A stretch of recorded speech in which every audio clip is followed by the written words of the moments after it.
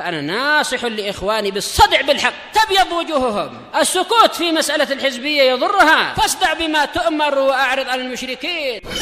سلامي على دماج ورجالها والشيخ يحيى ودار العلم يا سعد بانيها ورسوله. اللهم صل على محمد عبدك ورسولك وعلى آله وأصحابه أجمعين أما بعد. Baik, kita masih di awal-awal muka surat 58 dari Syarah Aqidah Qayrawaniyah karya Fadilatul Syekhina Abdul Muhsin Al-Abbad hafizahullah taala. Masih terkait dengan pembahasan tauhidul uluhiyah yang yaitu apa? Jenis-jenis tauhid yang 3 diambil dari dalil-dalil Al-Qur'an. Qala hafizahullah taala wa amma suratun nas, adapun surat An-Nas bawahnya harful ataf, boleh juga dikatakan apa? Harfu al-istinafiyah sebagai pembuka kalimat. Amma adalah harfu tafsil, huruf perincian, dan setiap huruf tidak ada tempat dalam i'rab. Adapun surat An-Nas faqauluhu, baik, tatkala amma ini memiliki makna syarat, maka jawabannya adalah dengan fa. Tatkala jawabannya itu berupa jumlah ismiyah, ada fa, faqauluhu. Qul a'udzu bi rabbin nas. Katakan wahai Rasulullah, atau katakan wahai pembaca, saya berlindung kepada Rabbnya manusia. Fihi isbatu anwa'i tauhidis salasah. Di dalamnya ada penetapan jenis-jenis tauhid yang 3. Fa innal isti'adzata billah, karena meminta perlindungan kepada Allah, min tauhidil uluhiyah, itu bagian dari tauhidul uluhiyah. Apa sih tauhid uluhiyah itu? Meyakini apa tauhid uluhiyah itu? Meyakini apa tauhid uluhiyah itu? Meyakini bahwasanya macam mana? Mungkin nanti ada orang Asy'ariyah atau orang yang baru mengaji tanya, "Bang, tauhid uluhiyah itu apa sih? Gimana cara kita menjelaskan?" Dilihat dari apa makna dasarnya, tauhid itu apa, uluhiyah itu apa. Apa makna yang paling simpel, paling sederhana? Tauhid artinya apa tauhid? Ya, menjadikan sesuatu itu satu sahaja. Uluhiyah apa arti uluhiyah? Ya, peribadatan, persembahan. Berarti apa? Tauhid uluhiyah adalah meyakini Allah sebagai satu-satunya sesembahan. Ini adalah apa? Penjelasan yang insya Allah cukup jelas bagi orang-orang. Nah, kita jelaskan seperti itu. Tauhid uluhiyah adalah meyakini Allah sebagai satu-satunya sesembahan.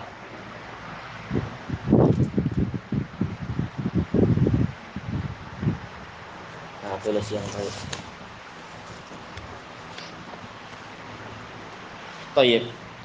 Kata beliau di sini, isti'adzah yaitu meminta perlindungan kepada Allah, ini bagian dari tauhidul uluhiyah. Karena menyembah Allah, isti'adzah memohon sesuatu, ini bagian dari ibadah. Wa bi rabbin nas, kepada Rabb manusia, fihi isbatu tauhidir rububiyah wa tauhidil asma'i was sifat. Di dalamnya ada penetapan tauhid rububiyah. Tauhid rububiyah itu apa? Apa berarti keyakinan macam mana tauhid rububiyah itu? Meyakini apa? Iya, bahwasanya Allah adalah pencipta segalanya, pencipta, pemelihara, pemilik, pemberi rezeki, yang menghidupkan, yang mematikan, yang memberikan petunjuk dan sebagainya. Kembalinya pada apa? Kepada af'alnya Allah Ta'ala, perbuatan-perbuatan. Kalau tauhidul uluhiyah kembali pada af'alul ibad, perbuatan para makhluk. Kemudian asma wa sifat, kembalinya pada masalah nama dan sifat Allah Ta'ala. Dari sisi mana? Rabb, ya jelas ini tauhid rububiyah. Kemudian dari sisi yang lain, Rabb sendiri adalah nama yang mengandungi sifat, sifat rububiyah. Baik. Kemudian kata beliau, wa huwa mithlu qaulillahi azza wajal. Ini semisal dengan firman Allah azza wajal fi awalil Fatihah, di awal surat Al-Fatihah. Alhamdulillahi Rabbil Alamin. Dan ini telah dibahas pada pertemuan yang sebelumnya. Segala pujian untuk Allah Rabbul Alamin. Wa qauluhu malikin nas, raja manusia. Fihi isbatur rububiyyati wal asma'i was sifat. Di dalamnya ada penetapan rububiyah. Karena yang namanya Ar-Rabb adalah Al-Malik wal Malik, yaitu yang menjadi raja dan menjadi pemilik. Rabb artinya adalah Malik. Rabbu al-Bait, yaitu apa? Malikul Bait, yang memiliki rumah itu. Dari sisi yang lain, ini nama Allah yang mengandungi sifat. Berarti memang ada penetapan tauhid asma wa sifat. Wa ilahin nas, sesembahan manusia. Fihi isbatul uluhiyah wal asma'i was sifat. Ditetapkannya uluhiyah, yaitu ilahin nas, tauhidul ilahiyah. Dan juga asma wa sifat, karena al-ilah ini bagian dari nama-nama Allah. Yaitu makna al-ilah adalah al-ma'luh, aidzul uluhiyah wal ubudiyah. Berarti memang ada sifat di situ. Kemudian wan nisbatu baina anwa'it tauhidis salasah. Nah, ini pembahasannya sedikit mendalam sebagaimana yang disebutkan oleh Imam Ibnul Qayyim rahimahullah di dalam Bada'iul Fawaid, dan juga disebutkan oleh Imam Ibnu Utsaimin di dalam Al-Qawaidul Musla. Bahwasanya perbandingan antara jenis-jenis tauhid yang tiga hadis ini, ayyuqal, yaitu kita katakan inna tauhidar rububiyah, sesungguhnya tauhid rububiyah, wa tauhidal asma'i was sifat, dan tauhid asma was sifat, mustalzimani li tauhidil uluhiyah, dia mengharuskan, mewajibkan adanya tauhidul uluhiyah. Jadi hubungannya adalah apa? Dalalatul iltizam. Bahasa apa istilahnya, usulnya itu dalalatul iltizam, yaitu bahwasanya tauhid rububiyah menunjukkan kita wajib untuk mentauhidkan Allah dalam uluhiyah.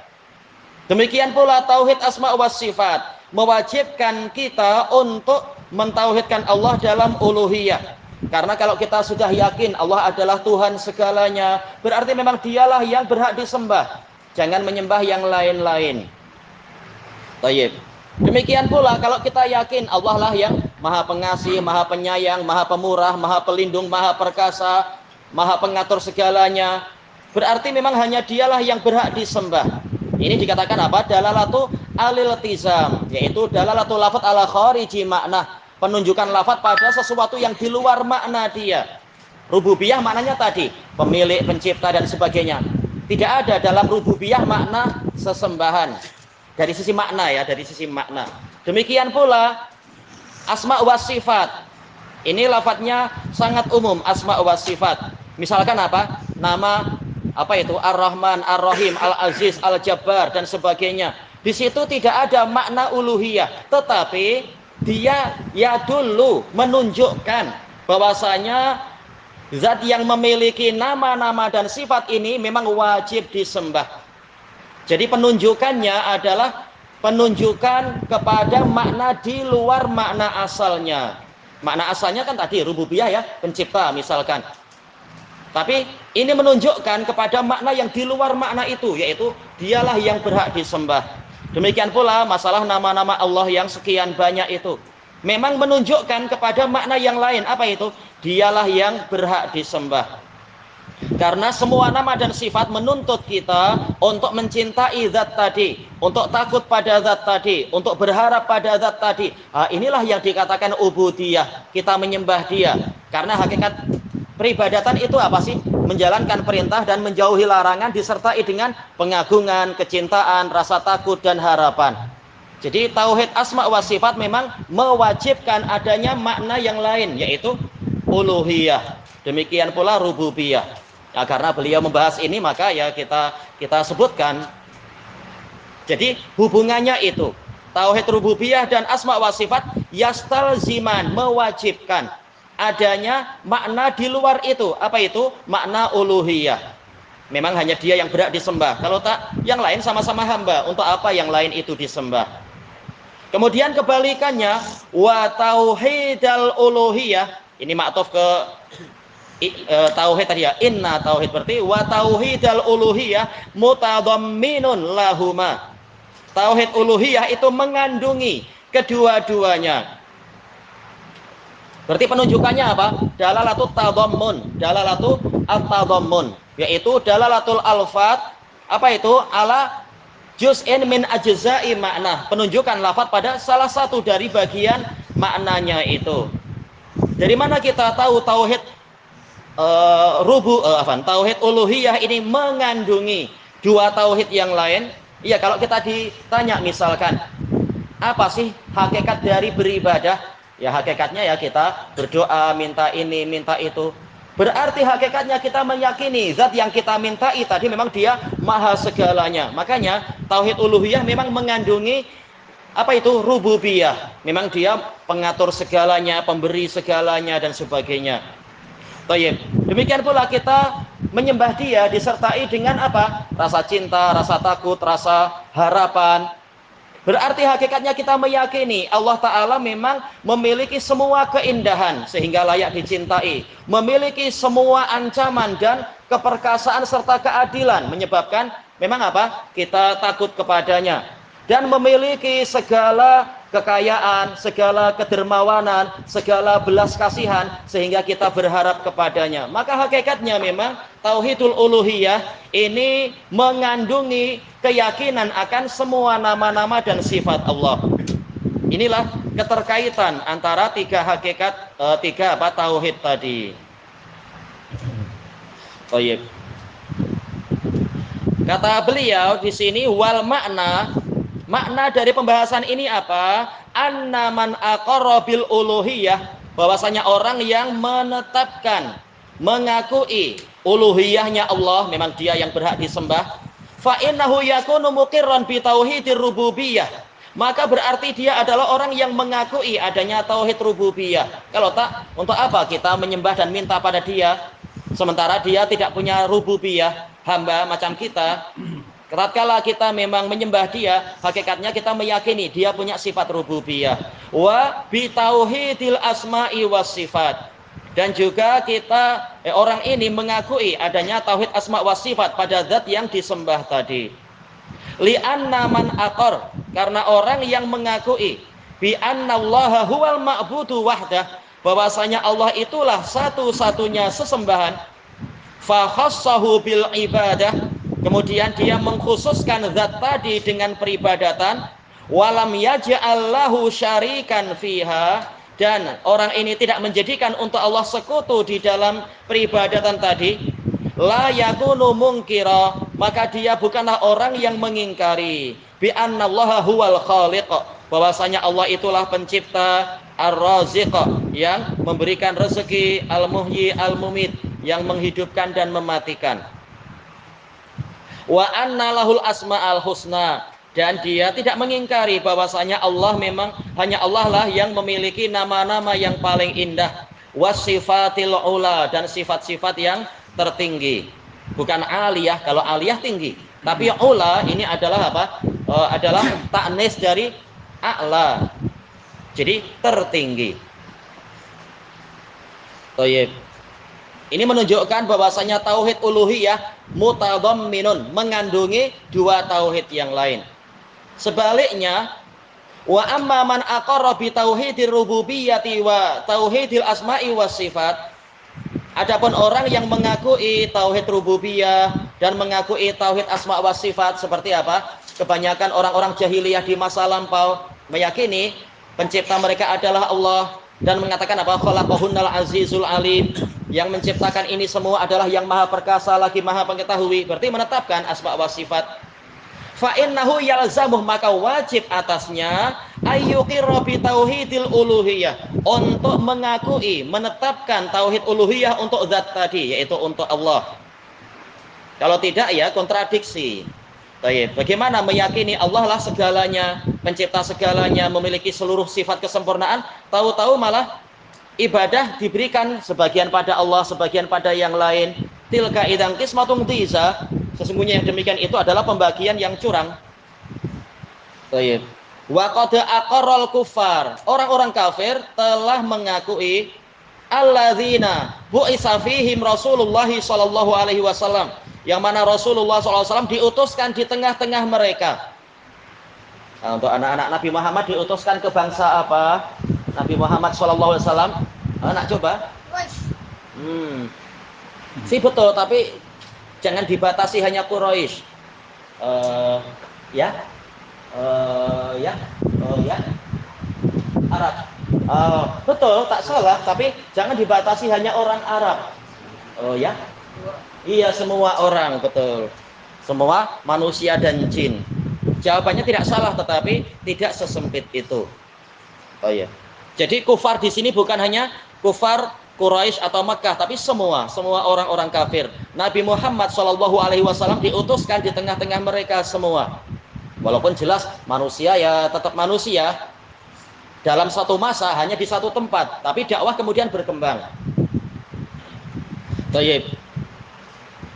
Bi tauhidir rububiyah, orang-orang kafir tadi mereka sendiri mengakui tauhid rububiyah, tapi falam yudkhilhum hadzal iqraru fil Islam. Pengakuan mereka ini masalah rububiyah tidak memasukkan mereka ke dalam Islam. Kenapa? Mereka masih diperangi sehingga mereka mengatakan dan bersaksi la ilaha illallah Muhammadur Rasulullah, menunjukkan bukan hanya rububiyah yang diinginkan.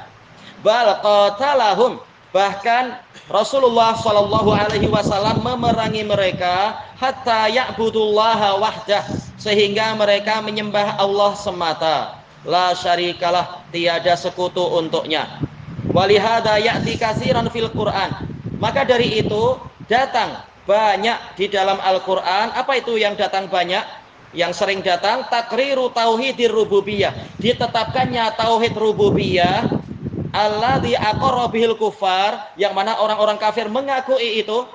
Tujuannya untuk apa? Li ilzamihim bil iqrari bi tauhidil uluhiyah, untuk mewajibkan mereka mengakui tauhidul uluhiyah.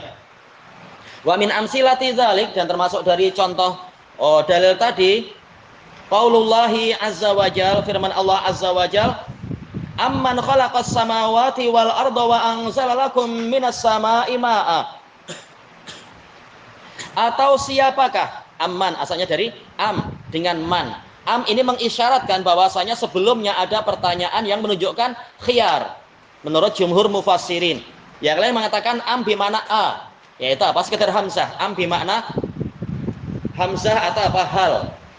Tapi zahirnya menunjukkan ini ada kalimat sebelumnya yang terhapus, yaitu apakah ini ataukah yang ini, yaitu ataukah zat yang menciptakan langit dan bumi dan menurunkan untuk kalian dari atas ma'an, air hujan itu. Sama di sini muzan, yaitu awan. Dikatakan sama karena fisumu, yaitu di atas, di ketinggian.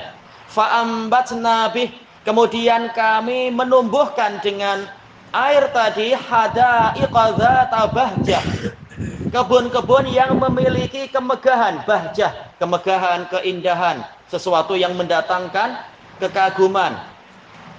Ini dalam pembahasan balaghah dikatakan apa? Iltifat, yaitu perpindahan dhamir, tapi kembali pada zat yang sama. Tadi kan huwa, amman khalaqa, fa'ilnya huwa, dhamir ghaib. Kemudian anzala, dhamir huwa lagi, dhamir ghaib. Tahu-tahu berpindah, fa'ambatsna, berubah jadi apa? Nahnu, yaitu dhamir mutakallim. Ini dikatakan iltifat, yaitu intiqalud dhamir ma'a ittihadi sahibih. Dhamir berpindah padahal pemiliknya sama. Dia dengan kami kembalinya kepada satu zat, yaitu Allah. Ini kekayaan gaya bahasa Arab. Baik.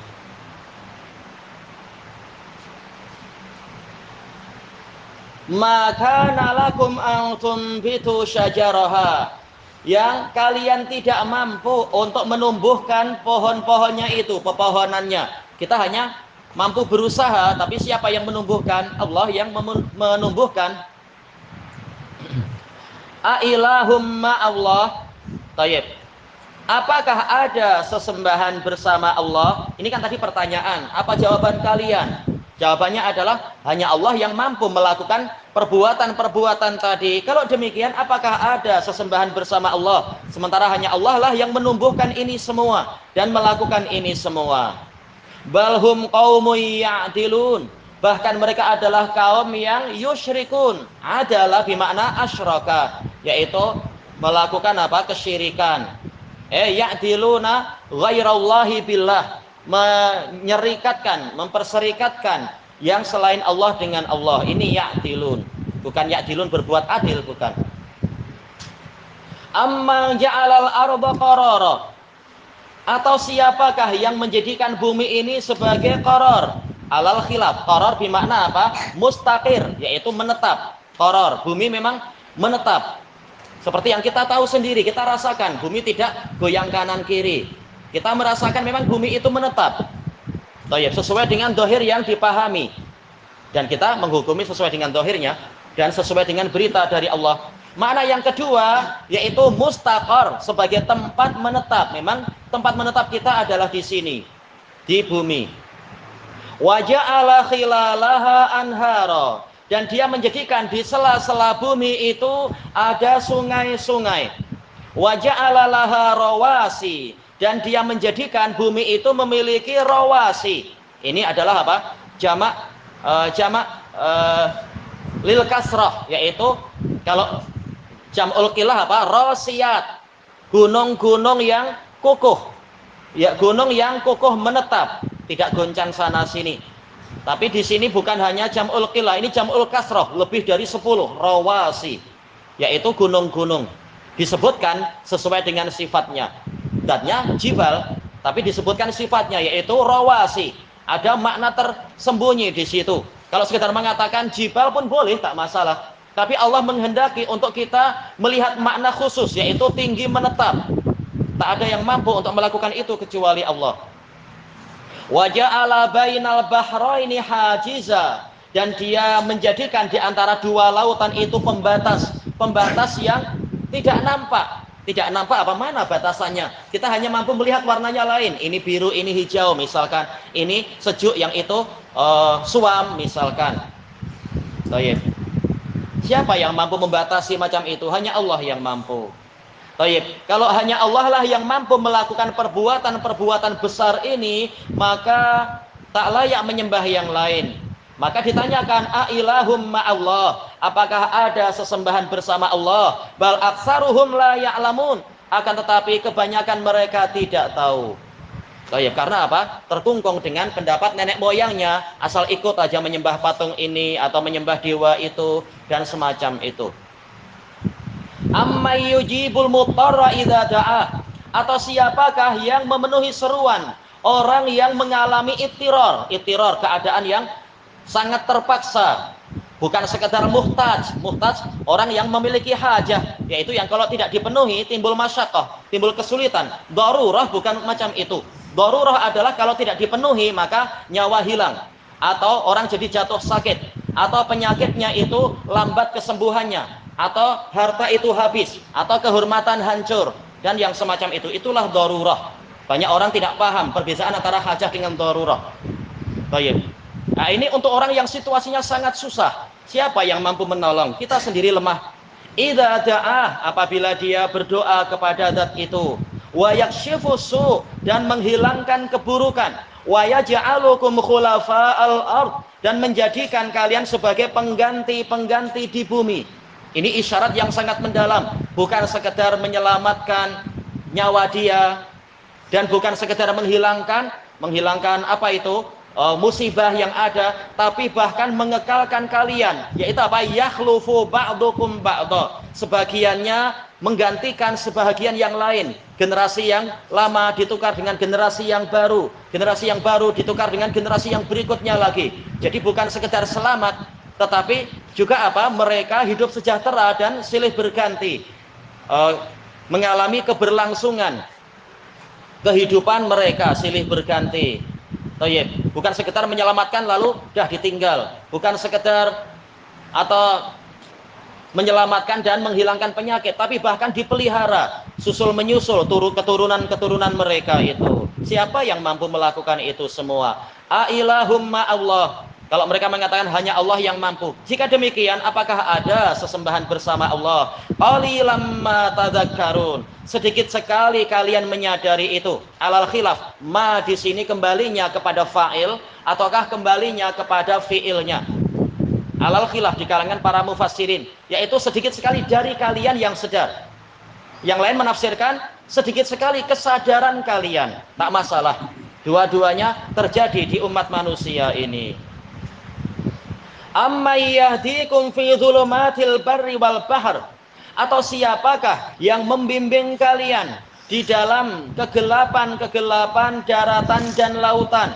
Wa may yursilur riyaha busyran baina yaday rahmatih, dan siapakah yang mengirimkan angin-angin sebagai kabar gembira sebelum datangnya rahmat Allah? Dalam qiraah yang lain, nusyuran, yang menebarkan rahmat Allah. Baik. Jawabannya hanya Allah yang mampu, tak ada yang mampu selain Allah. Maka ditanyakan lagi, ailahum ma'allah, apakah ada sesembahan bersama Allah? Ta'alallahu amma yusyrikun. Maha tinggi Allah dari apa yang mereka persekutukan. Kalau sudah jelas Allah lah yang mampu melakukan hadhil af'alal izam, perbuatan-perbuatan yang besar ini, Lata, Uzza, Manah dan Hubal tak mampu apa-apa, apalagi sekedar yang di Borobudur atau Batu Kef itu tak mampu apa-apa. Baik, maka bagaimana orang-orang itu memperserikatkan benda-benda tadi dengan Allah? Maha tinggi Allah dari yang seperti itu. Allah terlalu tinggi untuk dipersekutukan, untuk benda-benda itu dipersekutukan dengan dirinya. Baik. Amman yabda'ul khalqa tsumma yu'idu, atau siapakah yang memulai penciptaan kemudian dia mengembalikannya lagi? Wa may yarzuqukum minas sama'i wal ardh, dan siapakah yang memberikan rezeki kepada kalian dari langit dan bumi? Tak ada yang mampu kecuali Allah. Maka pertanyaannya sama, ailahum ma'allah, apakah ada sesembahan bersama Allah? Ini soal ingkari, maknanya adalah la ilaha ma'allah. Tak ada sesembahan bersama Allah, hanya Dia satu-satunya memang. Qul hatu burhanakum in kuntum shadiqin. Katakan wahai Rasulullah kepada mereka, datangkan bukti kalian apabila kalian adalah orang yang benar. Fiddi'aikum wujudal alihati ma'allah. Kalau kalian benar di dalam dakwaan kalian adanya sesembahan bersama Allah. Ini menunjukkan yang terpandang adalah bayinahnya, bukan sekedar iddia, bukan sekedar dakwaan. Yang penting adalah pembuktiannya. Dan mereka tak mampu membuktikan, patung-patung tadi mampu menolong mereka. Buktinya di dalam situasi susah, tahu-tahu mintanya pada Allah. Hatta Fir'aun yang mengaku sebagai Rob tertinggi, tahu-tahu tatkala mengalami bencana ini itu, ternyata apa? Minta bantuan kepada Nabi Musa. Mereka sendiri tahu. Tak ada bukti sama sekali bahwasanya yang selain Allah adalah Rob, apalagi untuk disembah. Fa fi kulli ayatin min hadhil ayat, maka di setiap ayat dari ayat-ayat ini takriru tauhidir rububiyah, ada penetapan tauhidur rububiyah lil ilzam bi tauhidil uluhiyah, untuk mewajibkan orang-orang tadi agar mentauhidkan uluhiyah Allah, mentauhidkan Allah di dalam uluhiyah. Fayaqulu fi kulli ayat, maka Allah berfirman di setiap ayat, min hadhil ayatil khamas, dari ayat-ayat yang 5 ini. Kenapa khamas bukan khamsah? Ya karena apa? Karena dia ayat ini jamak dari ayah, dia adalah muannas. Baik, maka naatnya adalah dibuat mudzakkar. Atiba takriri tauhidir rububiyah, di belakang penetapan tauhidur rububiyah. Ailahum ma'allah, apakah ada sesembahan bersama Allah? Satu saja tidak ada, apalagi banyak sesembahan. Tak ada yang bersama Allah. Wal makna dari kalimat ini, anna man tafarrada bihadhil af'al, bahwasanya zat yang menyendiri dengan perbuatan-perbuatan ini tadi, allati hiya min af'alillahi wahdah, yang mana ini adalah termasuk dari perbuatan Allah semata, tak ada yang lain. Yajibu ayyukhassa bil ibadati wahdah, wajib untuk dia dikhususkan dengan peribadatan satu-satunya, tak ada yang lain yang menyertai dia. li'anna man ikhtassa bil khalqi wal ijadi wa ghairiha, karena zat yang mengkhususkan diri dengan penciptaan, dengan pembuatan, ijad yaitu pembuatan, pewujudan, dan yang lainnya min af'alillah, dari perbuatan-perbuatan Allah tadi, yajibu ayyukhassa bil ibadati wahdah, wajiblah untuk dia dikhususkan dengan peribadatan satu-satunya, dia disendirikan di dalam peribadatan tadi secara khusus. Wa kaifa yuqal, dan bagaimana dipahami secara akal, antakunal makhluqatul lati kanat adaman, untuk makhluk-makhluk yang dulunya tiada, wa qad aujadaha Allah, dan Allah telah mewujudkan mereka, kaifa yuqal, bagaimana dia itu dipahami, ayyakuna laha nasibun minal ibadah, dia memiliki bagian hak untuk diibadahi, wahya makhluqatun lillah, sementara dia adalah makhluk milik Allah. Ini untuk membantah orang-orang kufar jahiliyah dan juga orang-orang kufar sekarang yang menyuruh adanya perantara-perantara. Jangan langsung minta pada Allah, kita ini banyak dosa, tapi minta dulu kepada syekh-syekh tarikat. Nanti syekh tarikat yang meminta kepada wali-wali kutub. Nanti wali-wali kutub minta pada wali ghaus. Yang wali ghaus baru menyampaikan pada Allah. Jadi protokolnya banyak sekali. Yang minta mungkin sudah terlanjur mati, kelaparan itu, kasihan.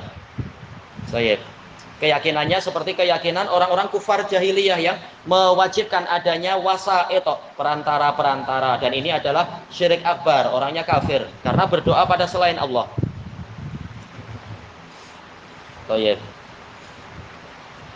Adapun kalau minta pada Allah tapi menyebutkan bijah, ini adalah bid'ah dan masuk pada syirik kecil. Selama dia masih mintanya pada Allah, bukan pada yang diyakini ada jah tadi, mintanya masih pada Allah. Lihat perincian kalimatnya dia. Intinya adalah orang tadi tidak mentauhidkan Allah kalau yang mencari perantara-perantara itu. Padahal perantara itu semuanya makhluk. Summa innahu, kita cari titik sedikit. Kemudian sesungguhnya, hu dhamir sya'an, menunjukkan pentingnya kalimat setelah ini, tak perlu diterjemah. La budda liqabulil ibadati wal amali shalih. La budda bimakna la mafar, tidak boleh lari, yaitu wajib untuk diterimanya ibadah dan amal soleh itu min tawafuri syartain, terpenuhinya dua syarat. Ini ma'ruf dan akan dibaca pada pertemuan yang akan datang insyaallah. Baik, subhanakallahumma wa bihamdika la ilaha illa anta astaghfiruka wa atubu ilaik. Walhamdulillahirabbil alamin. Jazakumullahu khairan.